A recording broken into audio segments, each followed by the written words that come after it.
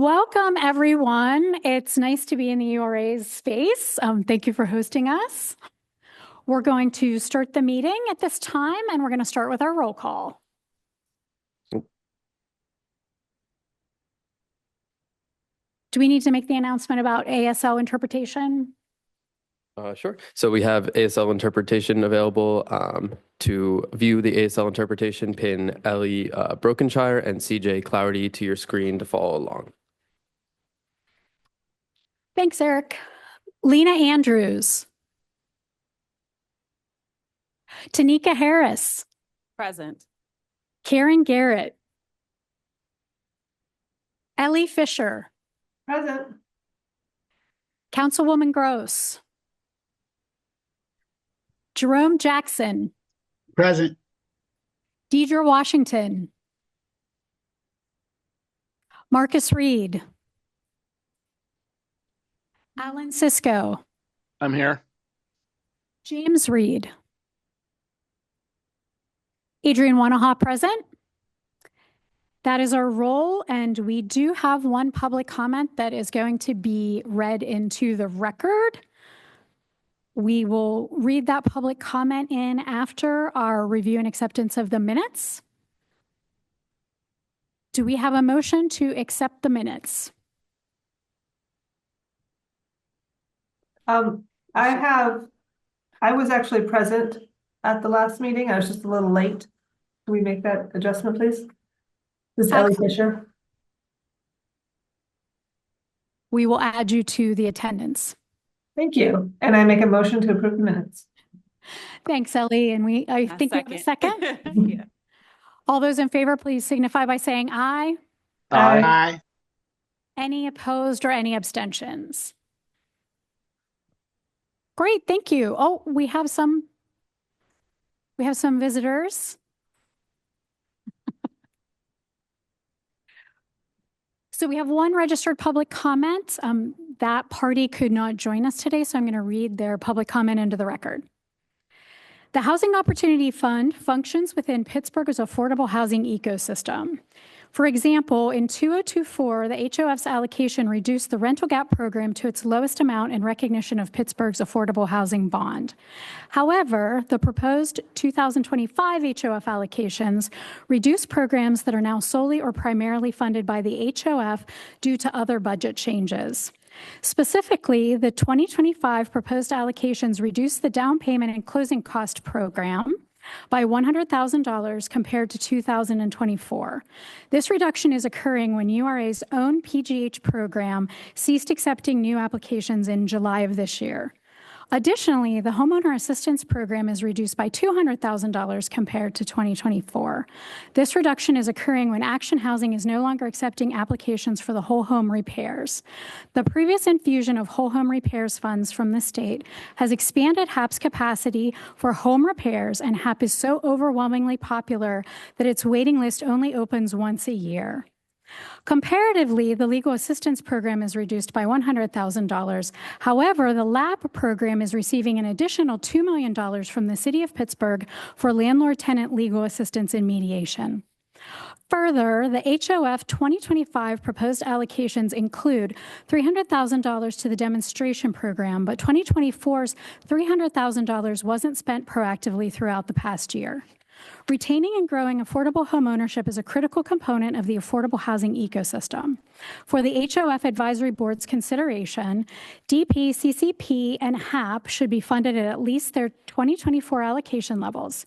Additionally, the outcomes of the program's expenditures should be regularly monitored for equal and equitable distribution based on the home ownership disparities of the protected classes of the fair housing laws, such as race, national origin, disability, and family size. We would like to thank the commenter for sharing those comments. They have been read into the record. And we do not have any additional public comment at this time. So we are going to move on to the 2025 annual allocation plan finalization. And as a quick comment in response to the public comment and to our discussion about the allocation plan, we will be discussing prior year's demonstration dollars later in the meeting. All right, so moving on to the annual allocation plan finalization, we were able to get 2 public comments over the course of the last month on our online form. So I'm going to read those out to you now.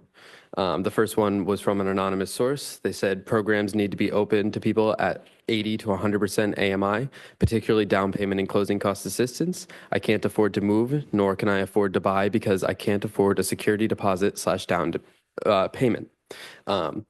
I wish this was not an anonymous statement because our down payment and closing cost program, of course, does go up to those limits and up to actually 115%.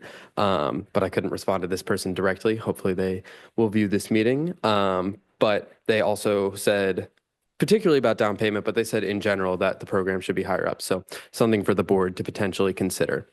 The second comment that we got was from Caitlin Sweeney, who said, "This is a solid plan. We need more housing in order to meet the demand, period. We need this through more affordable housing and less red tape around building it." So just one more thing for the advisory board to consider. All right, now we're going to move on to the actual drafting of the final plan. This is what we have. The draft total is what we came up with as a board last time. And the final total is where we'll be inputting our final amounts today. Please take it away. So these are the discussions that we had from our last meeting. We had a very robust attendance, which was fantastic. And this is where, as an advisory board, we felt comfortable proposing this to the public. The public comments were minimal, but I do think the items that were brought to us by public comment have been addressed for the most part in our prior discussions and reflective of the amounts that we have at this point. Is there additional discussion from members of the advisory on the allocation plan totals as they are set from our draft?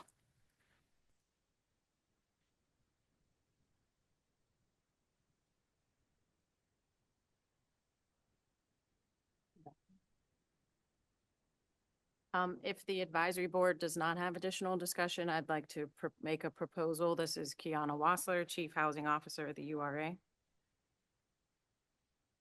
Please, Kiana, please Yeah. show the board the items that you would like to bring to the table. Thank you.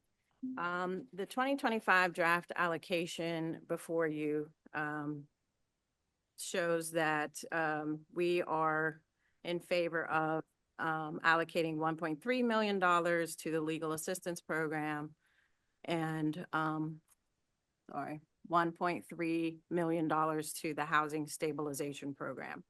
And I've been in communication with legal assistance program providers since our last meeting, and we have been working with them and the city of Pittsburgh to get additional funding into the legal assistance program beyond the HOF funding that they have for 2024 and beyond.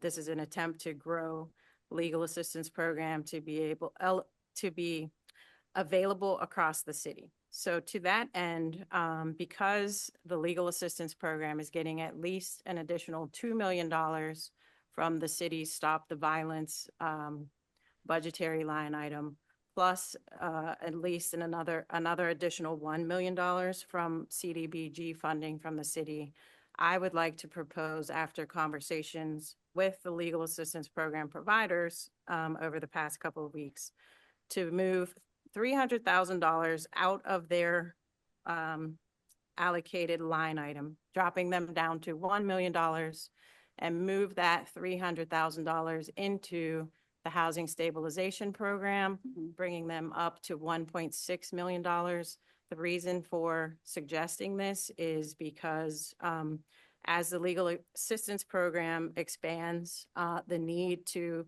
support more people through housing stabilization, helping them bring their rent back, out of arrears and things like that will grow. And so we think that it would be useful to kind of have additional funds there in HSP program. Swain Uber is on the call to answer any questions, and I'm happy to answer questions as well. And just an additional note, the housing stabilization program did have a waiting list.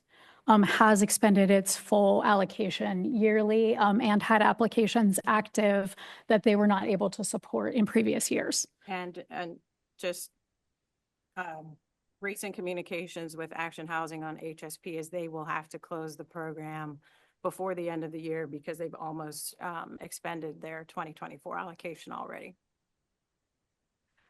So Question. Okay. I have a- I So was quick asked- question. Yeah.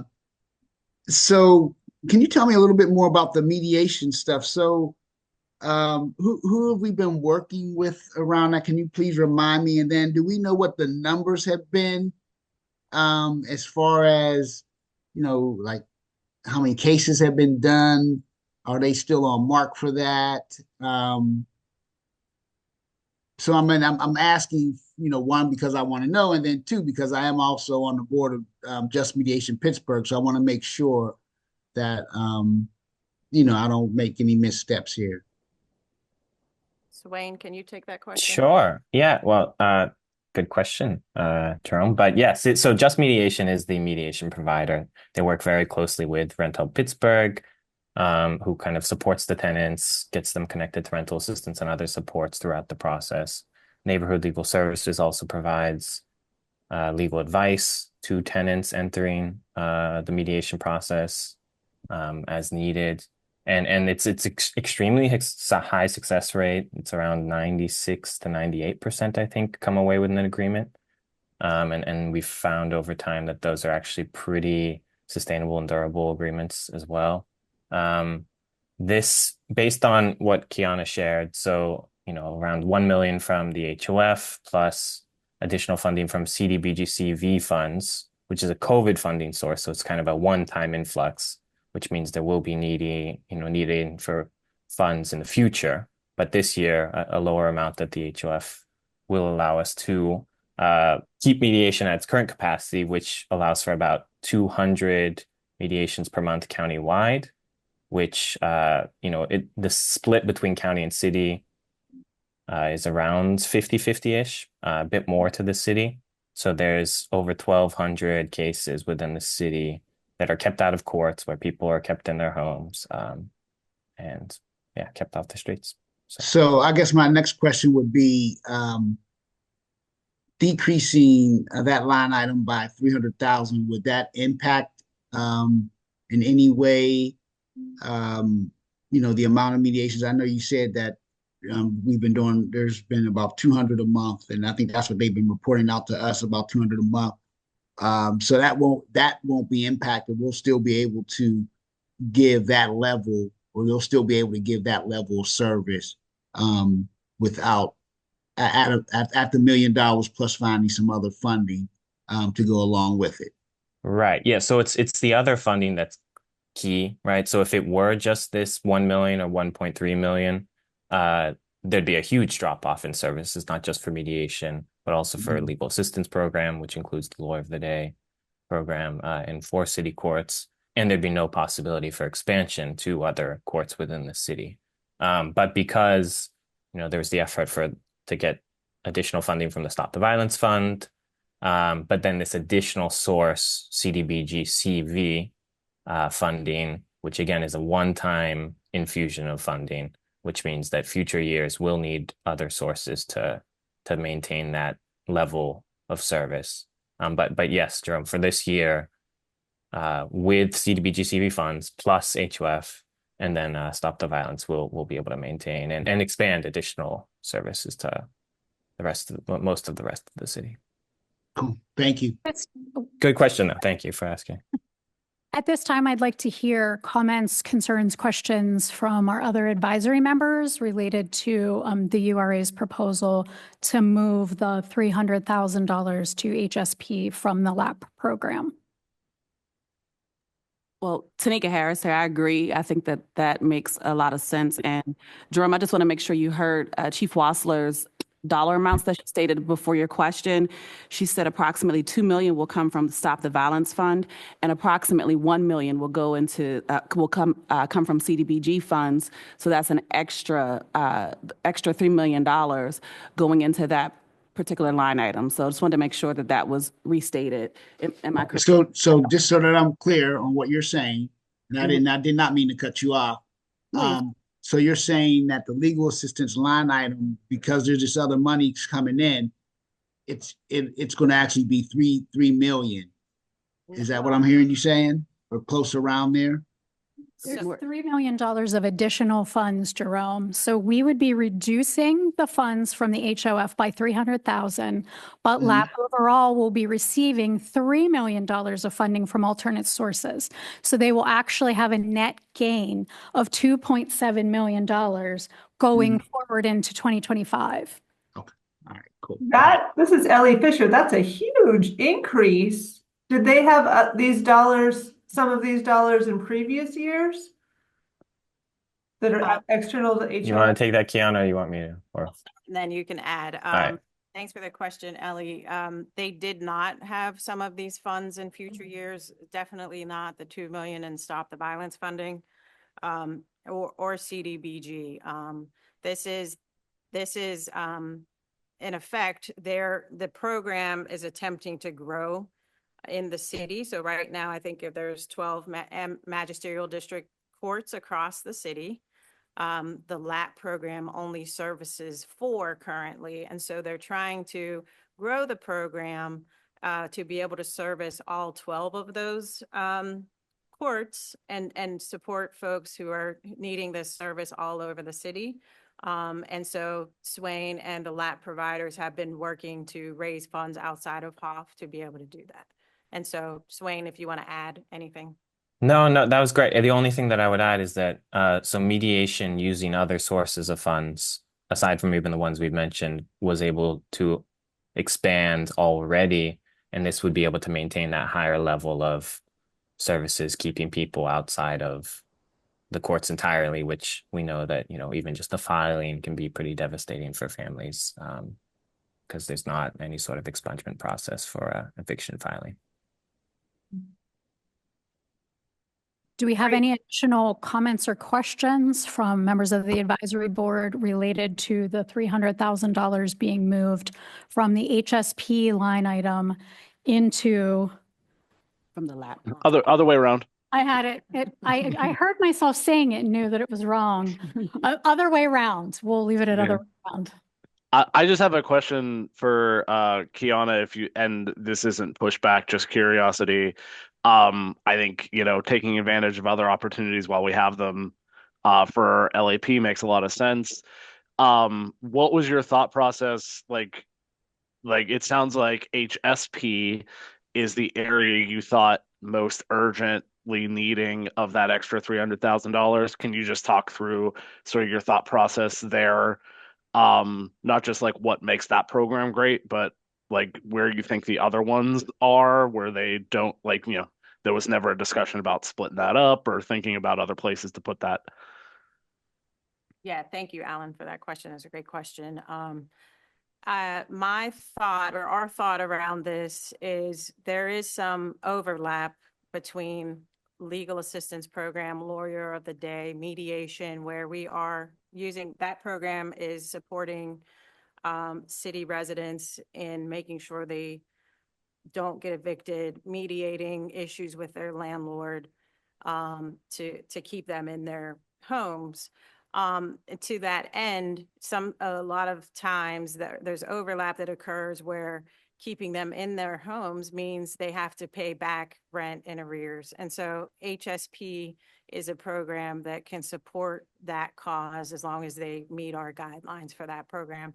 And so we're just, in thinking about how to move things around, thought because there's already some overlap there, and I don't have the numbers for you today, unfortunately. Yeah. But as LAP grows, we feel like the need in HSP will, at some proportionate level, grow with that need. That makes a ton of sense. Thanks, Kiana. You're welcome. Couldn't have said it better myself. If there aren't additional comments or questions, is there anyone on the advisory that would like to make a motion for the proposed action on the table related to moving the $300,000 from the LAP program to the HSP program in the 2025 allocation plan? That was a mouthful. Okay, I will attempt to make this motion. Here we go. Help me out now.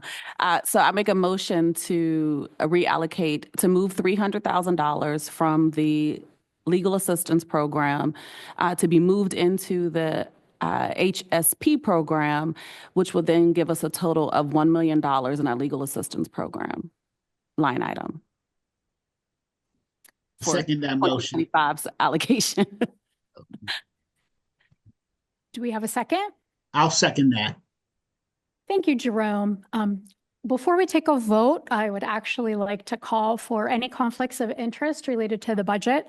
A conflict of interest would exist for you if your organization that you work for or an organization that you're affiliated with would have any type of financial gain from the budget for 2025. In past years, as we will all remember, Lena Andrews and Derek Tillman have regularly disclosed conflicts for projects that may be funded out of different funding streams. Today, we had Jerome disclose that he has an affiliation with the Mediation Center. So if we have any additional affiliations or conflict of interest that we need to make at this time, I would ask board members to disclose those. Yes, thank you. Tanika Harris, Catapult Greater Pittsburgh. We do plan to apply for funding for 2025. Thank you, Tanika. Any others? Ellie Fisher, Oakland Planning and Development. The same way we would plan to apply for funding, and we're currently using, actually, we're not currently, we don't have an open grant with anything right now. So. You don't have an open one, but thank you for the disclosure, Ellie. Yeah. All right, so I'm going to call for just an aye on folks that are in agreement with the move of those funds. Please signify by saying aye at this time. Aye. Aye. Aye. Aye. Great. Now we need. Can I ask a question real quick? Are we gonna, of that 300 we just moved, do we know which AMIs we're pulling that from? I think it would be a straight conversion. Is that?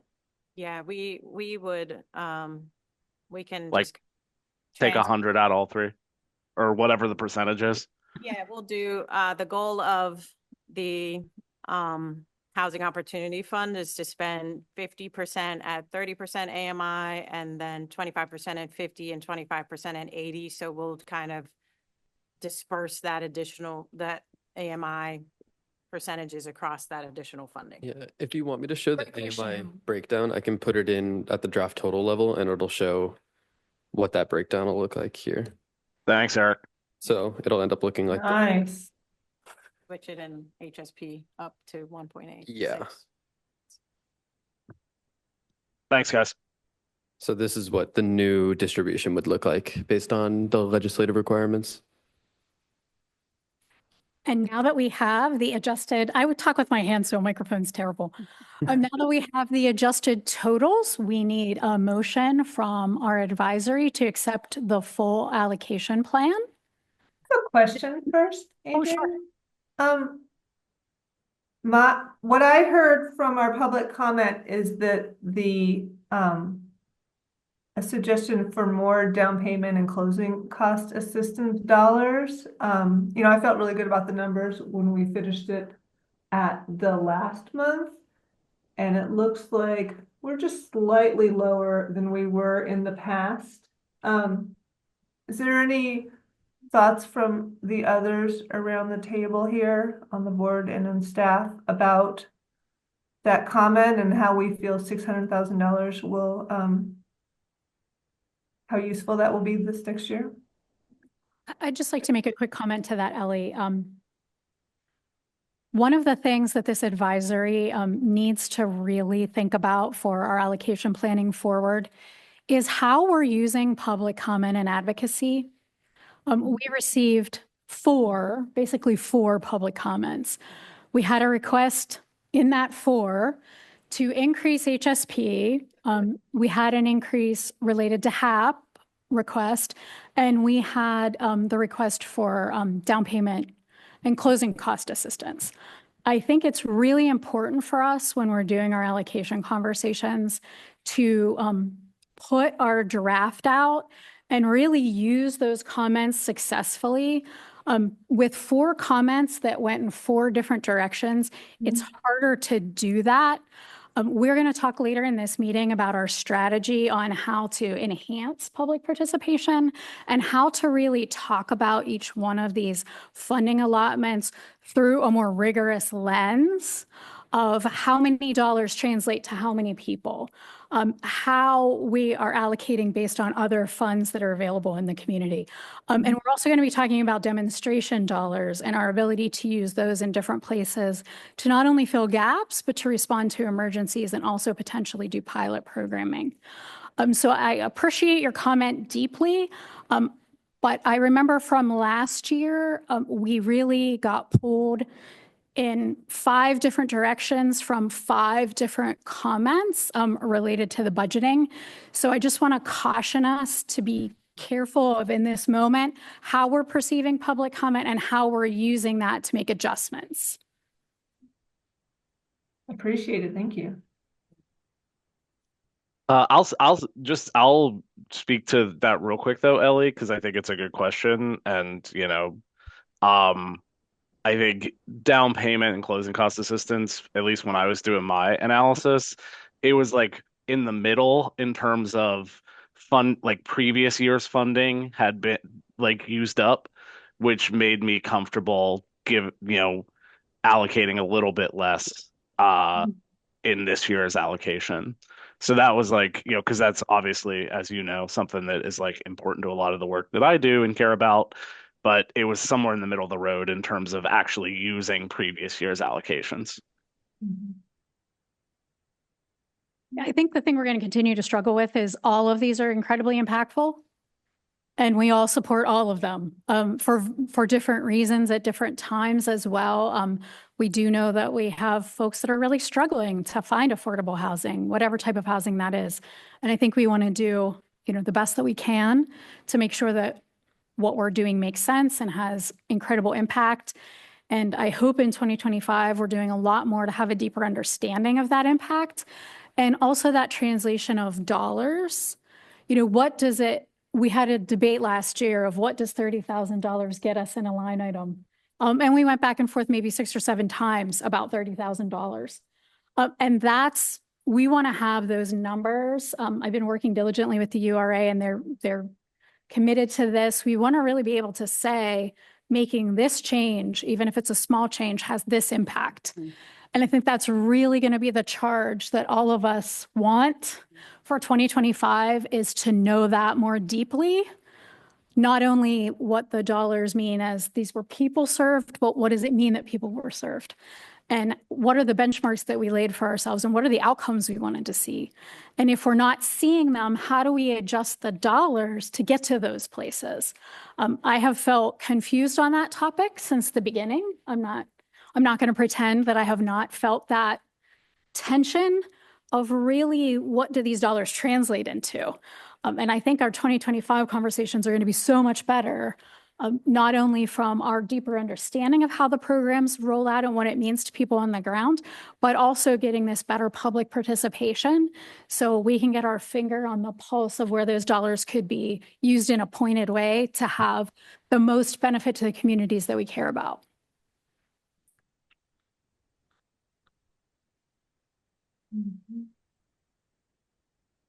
So at this time, if we have questions or concerns, please raise those. If we do not, we would need a full motion to accept this allocation draft and have that put to the URA for their final approval. This is Ellie Fisher. I'll make a motion to approve the draft Housing Opportunity Fund 2025 allocation plan as presented. Would you like me to read each number and line item, or can it be what's on this table? I think we can reference the table. Fantastic. That seems like it will be less painful. Thank you for that motion, Ellie. Do we have a second? I'll second. We have a second from Alan Cisco. All those in favor, please say aye. Aye. Any abstentions? Any nays? Well, thank you, Advisory Board. We really appreciate all the hard work. And we're going to get started on the allocation planning for 2025 so much earlier. So we'll really be, the summer of 2025, we will really be embroiled in making sure that we know where we want to go, why we want to go there, and engaging our public and private partners in that conversation. Thank you so much. So we have a big item on the agenda that we want to talk about in our URA administrative updates, which is our next agenda item. Kiana Wassler back again to discuss this one. Just as a precursor to our later demonstration dollars conversation. In 2021, demonstration dollars were allocated by the HOF Advisory Board to several different efforts. One of them being an effort at Action Housing called the HAF program that they were piloting at that time. They did not spend the majority of that funding, and it has returned to the URA. We would like to recommend that, and I'm sorry, it was $50,000 in funds going to Action Housing in HAF, and the majority of that has come back to us. We are now recommending to the advisory board that $50,000 be allocated to the legal assistance program for their efforts in 2024. And I'm happy to answer any questions, and Swain can assist with questions as well. And again, so we have unspent demo dollars from an earlier year. We have the LAP program, which has utilized their funding fully for 2024. This would be an exchange of dollars we have from 2021 coming into the LAP program so that they could successfully close out in 2024. It's good to see it. Excuse me, what is that amount again that will be, I know we said it was 50 that they start out with, but what was the final amount that will be? You know what? I don't have that exact amount, unfortunately, but if we can just call it 45,000, and URA can supplement that small amount in addition. Sorry about that. Concerns or questions about making a move from 2021 dollars into the LAP program for the 2024 year at the level of about $45,000? Just had a quick question, Tanika here. Do we know how many people are in the pipeline that have been reaching out? Do we have an approximate amount of LAP? Yeah, for LAP for this year? I think Swain had given us the number of about 200 people per month are served. That's for mediations. Yeah, but And for then- the full LAP, yeah, just wondering. Swain, are you there to discuss? Yeah. So I saw you disappeared on our Screen. TikTok. yeah, when I don't speak, I drift, I'm sure. So yeah, mediation is around 100 within the city. Outreach is everyone who is filed upon in the city for the entire year that has a phone number that DHS has access to. So that's a large number, probably around 3,500. Every week on average in the four courts where the Lawyer of the Day program is active, there's between 35 and 50 evictions filed, sometimes more. But then there's general LAP services outside of all of that as well that assists other people with appeals, legal advice, etc. So it's not exactly, a pipeline of sorts, but if we had pending cases, that number at the moment is above 200. Pending mediations, it'll also be above 100. But it's kind of a thing that is constantly going because it's a program that's available year round is the idea. Thank you, Swain. I'm in favor of it, but I just think it bears noting Absolutely. for people to understand the gravity of it and why this is so important to even make that move. No, totally. Yeah. Thanks for the question. And to go back to Jerome's original question, the exact amount of funding that was returned to the URA from the HAF pilot was $45,480.99. That's the exact amount. So the request is to transfer that Thank you. amount to 2020 or to LAP now. Would there be an advisory team member that would want to make a motion to move $45,480.99 from the HAF demonstration from 2021 into the LAP 2024 allocation? I will make a motion to move the funds from the HAP, $45,480.99 from the HAP program to our legal assistance program to cover the remaining costs for 2024. Thank you, Second the Jerome. Yep. motion. And we have Ellie as a second. All those in favor, please signify by saying aye. Aye. Aye. Aye. Any abstentions? Any nays? Motion carries. Thank you. So that was part one of demonstration dollar conversation. The demonstration dollars have been a fast and furious dialogue over the last several months. We want to make sure that all of the dollars that we have as the advisory are out on the street and they're making an impact for the people that we care about, that we're promoting our goals for affordable housing. The demonstration dollars, we did have some demonstration dollars left from 2021, which we have just resolved. We do have some demonstration dollars from 2024 that we have not resolved. And we did plan for demonstration dollars for 2025 that we will resolve. So what we wanted to talk about today is starting the conversation for a process for how individuals, organizations would connect with the HOF to apply for those dollars. They've sort of been a best kept secret. And what has happened traditionally is that the board has made determinations based on things that came in front of us. However, there's been no process, any kind of formal, transparent process for things to come in front of us so that the discussion of demonstration dollars and their use can be equitable and transparent.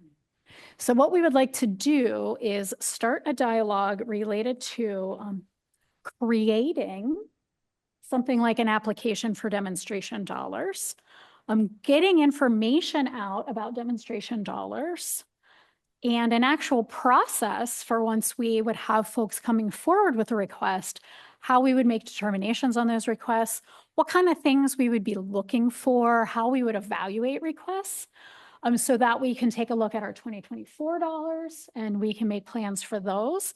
And we can also have something in the pipeline for 2025. So as those dollars come on deck, we can be using them in a way that's linear, that's fair, and really has that transparency to it. So I think Jerome and I at this moment in this meeting are the only two that have had anything really to do with the demonstration process so far, but it has been a little less organized and streamlined and transparent. Jerome, do you have any thoughts about how we have looked at demonstration dollars in the past and how we might look at them going forward?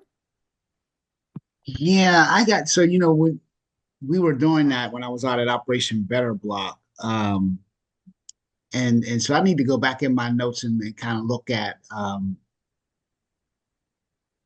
what we participated in, and what we thought the issues may have been.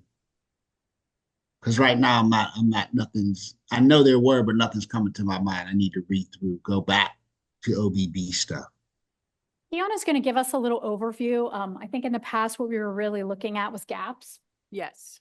Yes, typically the demonstration dollars were held until there was some type of emergency need for them whether it be one of the existing HOF programs is running out of funding and needed additional funding for the year to support continuing that program, or we've responded to shelters that were closing and needed some financial support to help keep them open. We attempted the half pilot with Action Housing.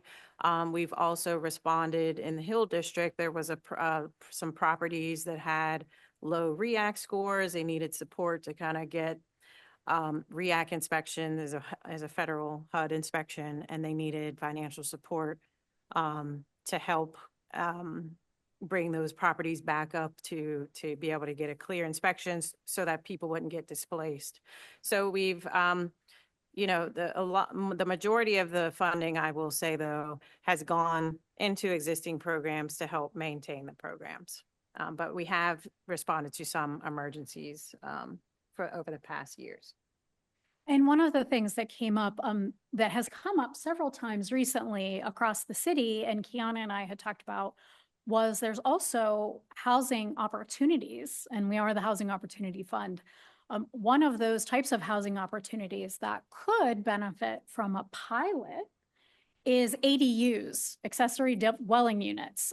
You see that the city is now talking in their zoning conversation about easing the burden on folks being able to create accessory dwelling units at existing properties. That has come up as an example of something we could talk about as the HOF as a pilot.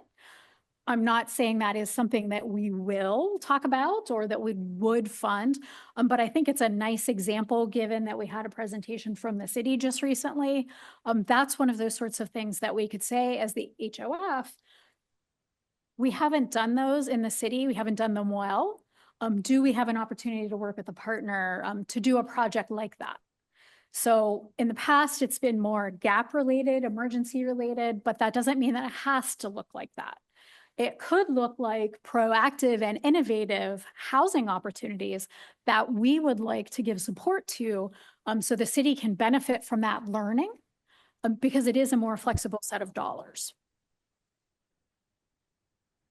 I have a question. Do these dollars need to fall under the 50% or the 30%, or can they be 80 and below? They can be 80 and below. Okay, thanks.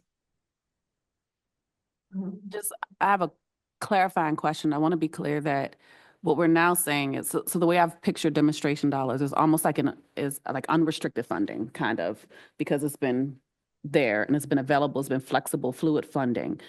We're now, the proposal is that possibly that we will now change that from not being so flexible to being into creating a program? Not at all. We're not suggesting that at all. Okay. Actually, we want the reverse. We want to keep our flexible dollars, but we want to have a process to use them in the best ways possible, which could be for an emergency use. It could be for an unmet need. It could be for a demonstration or pilot. These are flexible dollars. They will absolutely stay flexible dollars within the constraints of the legislation for the Housing Opportunity Fund itself. Okay. No one is suggesting these be regimented into some kind of process to go to the existing programs. But what we do want to have is, in the past, there's been no actual process. So let's take an example. Let's take the shelter example.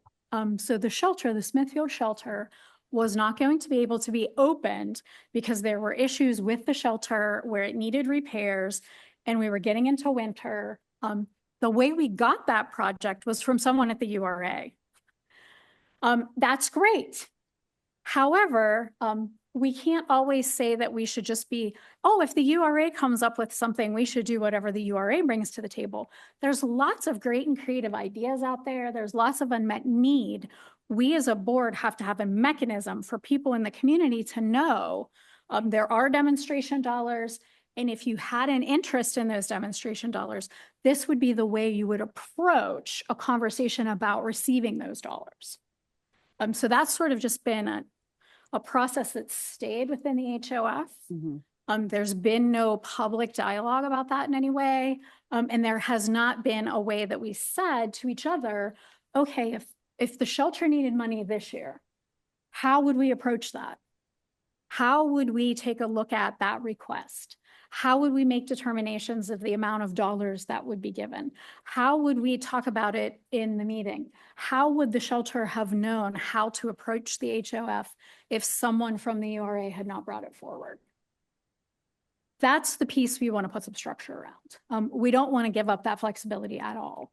I think that's why we've all committed to leaving demonstration dollars. So we would have a little bit of extra to respond with if something were to emerge during that year. I don't know if we have the time today. We The don't. full discussion. We don't. Okay. And I see that Alan had his hand up. We don't have time for the full discussion today, but we wanted you all to understand that we want to really dig into that in December. Got it. We want to have a robust conversation. We want your best thinking because we do want to make sure of three things in particular. We're using the dollars to really have the maximum benefit in our communities related to affordable housing. Mhm. Two, that we have transparency. So folks know that the dollars are there, that there isn't, there's no wrong door for folks if they want to bring things to the HOF related to funding. And three, that we have some level of consistency in the way we're decision-making around these funds.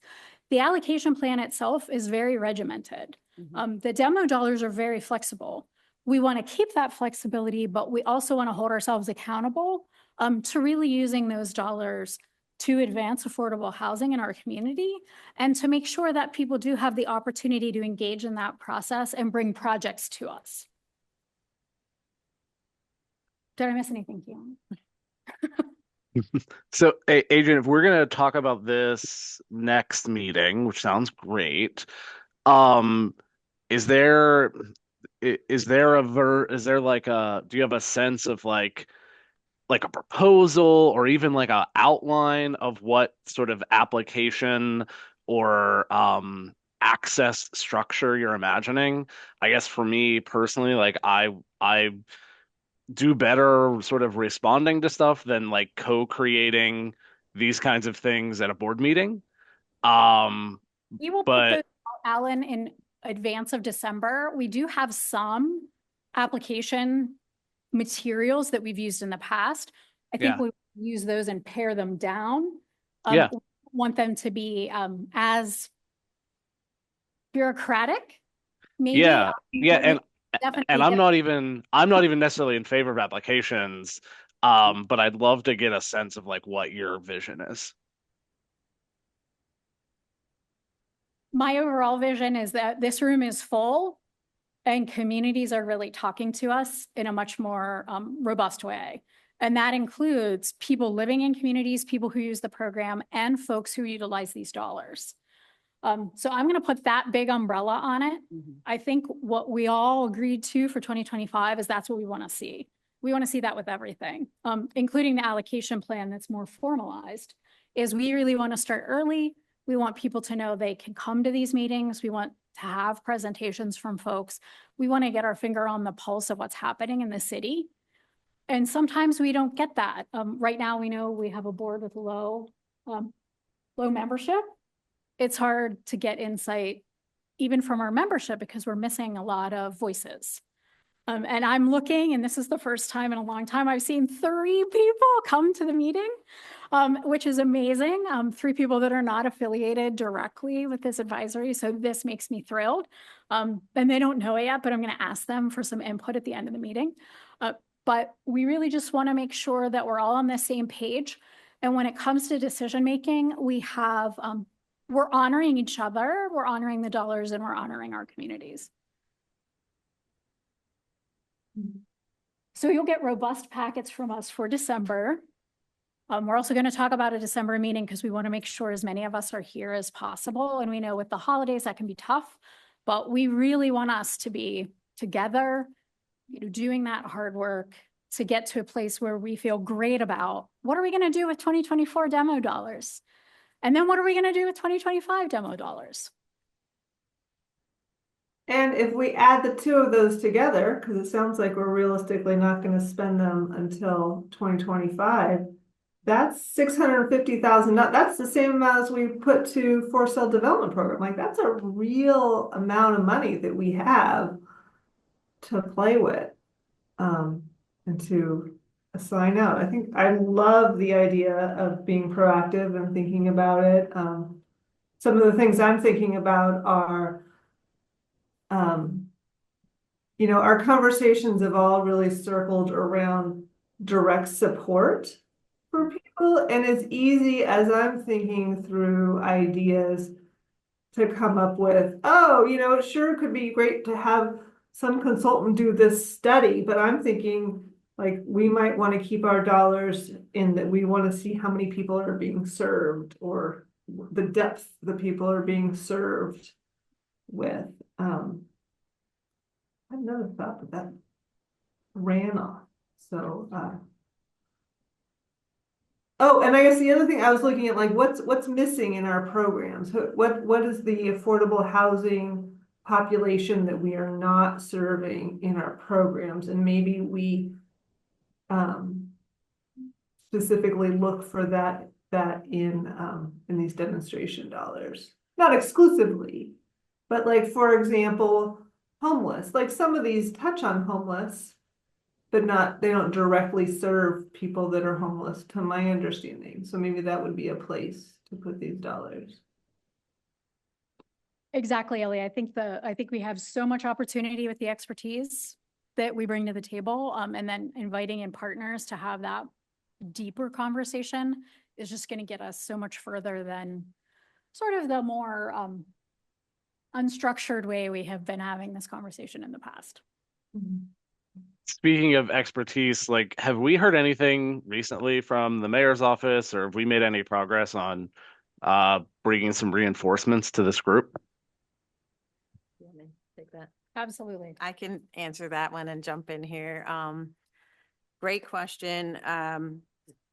Team of folks at the URA has been working with the mayor's office, making sure we're trying to, replace members and find new members for the advisory board beginning in 2025. The goal is to kind of at least have folks either recommit or have new members to fill those spots in the first quarter of 2025. We wanted to make sure we prioritize the allocation plan and right now, and didn't want to bring new Makes folks sense. Makes sense. while training them and trying to get them on board with that. And so early 2025, the goal is to have a more robust board of folks, either new folks or folks recommitting to their seats that have expired. That's cool and awesome. And thank you, Kiana and staff, for doing that. But like, just put my mind at ease and like, just tell me straight up that there are like prospects and that we're actively talking to individuals and that there's a strong chance that that's going to happen for January. Yes, there are prospects. We are actively talking to individuals. Thank you. One of the requirements is you have to live in the city to serve on this board, and we find that some of the prospects have fallen off because of that. But Yeah, we'll continue to search for folks where those have fallen off. appreciate it. Thank you. And if anyone gets any communication from the mayor's office, please be sure to respond back quickly. Because we're not necessarily sure when communications are going out. So watch your inboxes. Depending on when you started and different things, you might get a communication from the mayor's office. If anything comes into you, please just respond to them immediately so they're not thinking someone's dropping off who is still active and interested and engaged with this group. Okay. State of the Hoff. All right. Let me get the camera up. All right. So a bit of a strange update this time because we didn't have that this last time. So this is actually the second half of September through November 8th, as is written there.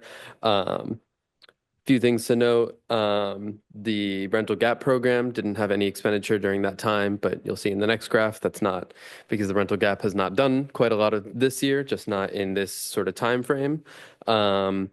And then sort of been pretty balanced other than that. Housing stabilization obviously still has a lot of money going out the door since they've been in this new round of funding, making them our top expenditure over this period. And then as far as 2024 in total, we can see the rental gap program has been the majority of the expenditure. Second, as housing stabilization, which is especially impressive considering how long it wasn't putting any money out the door for. So it's clear just how quickly that that's able to work. Legal assistance and homeowners assistance have both been going quite strong, and the for sale development has been going as it can, and the down payment and closing costs has been very, very consistent throughout this entire year. And then just a little bit for small landlord, but it's been a while since we've had any expenditure for that. But I'm aware of at least a couple of projects in small landlord that are in the pipe, just not quite at expenditure yet. Any questions? I have a question and a comment. The comment is that the table that you distributed right before we were building the allocation plan with the expenditures and commitment and the budget amount was so very helpful. Really liked that one. And if we could get that as our regular financial reporting, that would be really helpful because it gives us context for looking at these numbers. Absolutely. That And is. then sorry.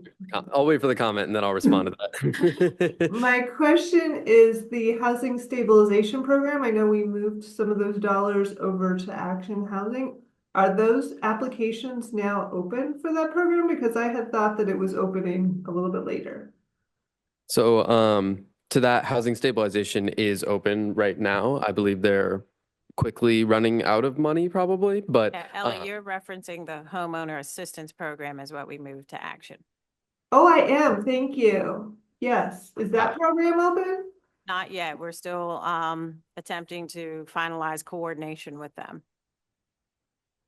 yes. It takes a lot of partner to run a program for us, so we're just and still coordinating with them through that. Yeah, but Okay, and so we allocated half of our 2024 dollars to Action to run that program, right? So does that mean that next year we'll still have the other 50% of the 2024 allocation to spend in some way, and we'll have to make that decision? When we allocated half of the allocation, we mentioned at that time that we will look at how successful the program is with half of the allocation being ran by a partner. And then we could continue with the rest of that allocation with that partner. So as of now, it's not allocated anywhere. It is still available, but we do expect to spend it and use it either through our partner, or if it's an unsuccessful pilot, then we could bring it back to the URA. And we had committed to benchmarking how it worked with Action. Again, in the spirit of transparency and allowing folks to understand how they can engage with the HOF, wanting to make sure that it is run as a pilot so that we can benchmark. We made sort of a unilateral decision on the partner, but once that pilot, we have the information, then we'll want to revisit totally. Is that the right partner? Is that the right amount? Mm-hmm. Is this something that comes back to the URA? Is it something we open an RFP for?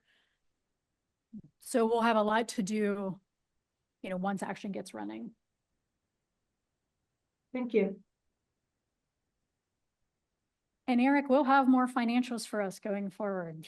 Yeah. So to the other point that I tried to respond to earlier about that other chart, that is something that we do intend on having for you on a month-to-month basis.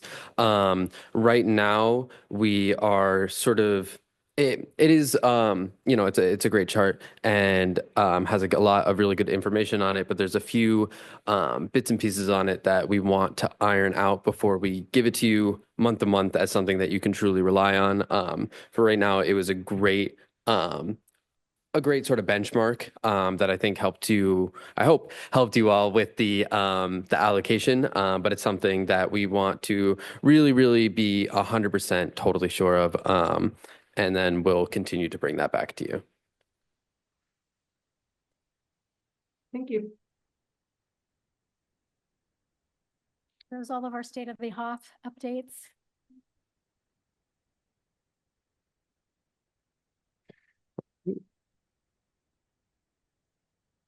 So something we learned over the last 6 months is that the Thursday time isn't always great for everyone. We had landed on Thursdays at 2 p.m. That seemed to be working until we had a drop off in attendance. And then as we've had to reschedule meetings, we actually heard from all of you. Nobody ever really picked Thursday afternoon as the time that they wanted for a meeting. So we have a little bit of a sense that maybe the Thursday at 2 p.m. time is not great for everyone. So we wanted to talk about December because we really want to have this robust meeting on demo dollars. So we wanted to talk about December. So we have a December meeting that is scheduled for December the 5th at 2 p.m. If that meeting is not working for the advisory board, we would like to have a sense of maybe alternates. So if our members who are with us right at this moment could take a look at your calendars quickly. If we know we have a quorum plus, maybe that is the day and time that we want to keep. If we do not have a quorum plus, I think we would like to adjust. I will be in Hershey on December 5th. Generally, Thursday afternoons work just fine for me, but just not this December one. Okay, not December 5th for Ellie. Not for me either. I Like, yeah. seem to remember that they don't work well for you. Well, and yeah, it was so coming on and starting a new job, so I had to get adjusted. So like You all had the to new do your things- job. All the new things started at the same time, but I'm actually on PTO. I'm on vacation on December 5th. That's not typical, but Okay. um So does that mean that day works or does not? it does for not you? work. I will not be available. I will not. All right. That date is also, the Housing Alliance of PA has their conference every year, and it's always that first week of December, so, And Medicaid has their sub-MAC on that day. yeah. So I'm hearing December 5th is not great. So I'm hearing that we don't want to do December 5th. So then the follow-up question becomes, what I got when I did the surveys was people liked the morning better Mhm. and people liked earlier in the week better. Does that resonate with our members that we have on with us today? Earlier in the week and earlier in the day. Yes. Yes. Yes. Yeah, that can work for me. Okay, so I got 5 thumbs up.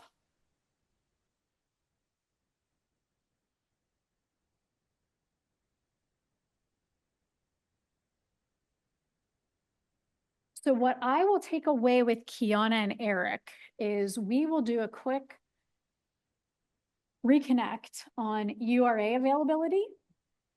And then we will put out some options to the team right away so that we can get that scheduled appropriately. As we know, we're meeting in the middle of the month here in November. So having our meeting the first week of December might not make as much sense. So we might look at the second week of December if that isn't putting off any red flags for folks. I assume folks will be leaving later in the month of December for time off. But if we said we're looking at, say, the second week in December, is that? I can do any morning that week. What was that? I can make any morning that week work. And it has to be before the URA board meeting, correct? Correct. Yes. So that's the That's second that Thursday. Thursday, right? The second Thursday. So So if we did like a Monday or Tuesday, the second week of December, mhm. Looks good. Tuesday will work. I'll still be gone on the 9th. But I come back. so we might shoot for Tuesday if that works for you. Maybe we're just narrowing it down as we're sitting here talking, which is good.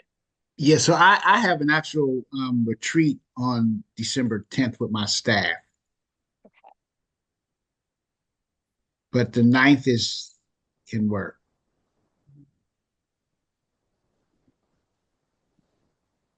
Could we get together before for some ideas if you can't join us? What does the 9th look like for the URA? Or Wednesday morning, work, the 11th? Yeah. That's not early enough anymore in the week. Or Wednesday, the 11th is now on the table. Well, that works for me. Wednesday mornings are typically pretty free. Wednesday, Yep. Wednesday, the 11th? Before 11. Yeah, the earlier the better, but sure. Earlier the better on Wednesday. So we're going to shoot for Wednesday December. at maybe 9. Mhm. 9 is good for me. 9 o'clock, Wednesday, the 11th, going once, going twice. All right, we're gonna shoot for December the 11th because we know we'll have this quorum regardless.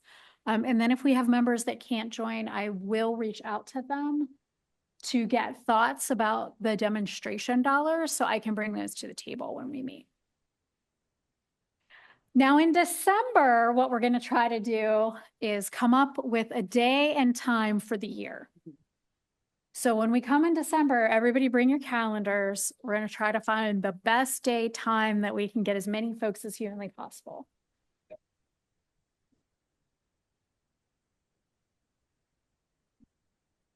All right, this might actually be the full agenda covered. Is there anything that we missed? Any pressing issues, concerns, comments that we'd like to hear before we adjourn? No. Hearing none, do we have a motion to adjourn? I will make a motion. We have a motion and a motion. Adjourned, we will see everybody December the 11th at 9. I'm assuming that will probably be a virtual meeting. We can do either. Do people We'll- prefer? We'll have to check the schedule for the room, so we'll get back to you on. But for sure, virtual, maybe hybrid. And we'll try to do something at the beginning of the year all together where we're face to face. Mhm. We'll have some refreshments. We'll enjoy each other's company. We'll make sure that we do that for the January meeting. Well, we are adjourned. Thank you everyone for all your diligence. Thank you to all our new members. This allocation plan felt really good to me. Mhm. Thank you for the collaboration, the great thinking, and so much more to come. Thank you.